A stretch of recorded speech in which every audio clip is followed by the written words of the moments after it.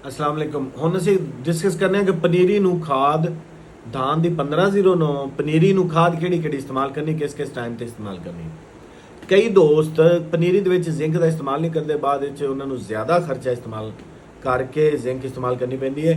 Chelated zinc दा spray पनीरी दे उपर ही हो जाए तो एक तो उहदी ग्रोथ बेहतर हो जाती है और जिंक की कमी पूरी हो जाती। दूसरी चीज़, फ्लड दे विच कई दोस्त सल्फर इस्तेमाल नहीं करते। सल्फर के बजाय साडे कोल आल्टरनेट ऑप्शन बेहतरीन किहड़ी है। सल्फर इस्तेमाल करने का मकसद है जड़ दियां जुमला बीमारियां फंगस वगैरह खत्म हो जाए और ज़मीन की खुराक जी है पोटअप हो जाए। अगर DAP पाइए तो वह भी जल्दी हल वजीर होकर पौधे में मिल जाए।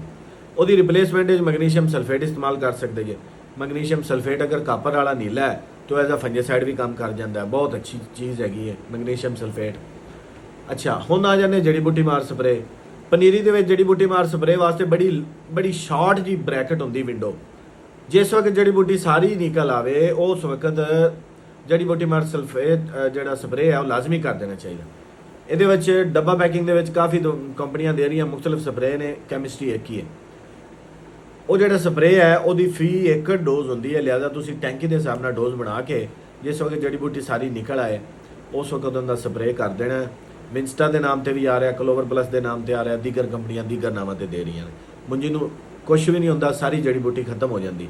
लेकिन एक गल जेन च रखनी है, 10 तो 15 दिन ये गंद मार स्प्रे लैंदा है समाक नूं साड़न वास्ते, लिहाजा तुसीं ये 15 दिन की पनीरी ते गंद वाला स्प्रे कर देना है। अगर भी 25 दिन की पनीरी हो गई गंद वाला स्प्रे किया, तुसीं गंद मरन का इंतजार कर रहे जे, पनीरी ओवर एज हो जाएगी। याद रखो 30 दिन तो एक एक दिन पनीरी की एज ओवर हो रही है, तुहाडी एवरेज एक एक मन के हिसाब नाल घट रही है। लवी पनीरी पूरी उम्र की पनीरी शिफ्ट करना बहुत जरूरी है। अस्सलाम वालेकुम।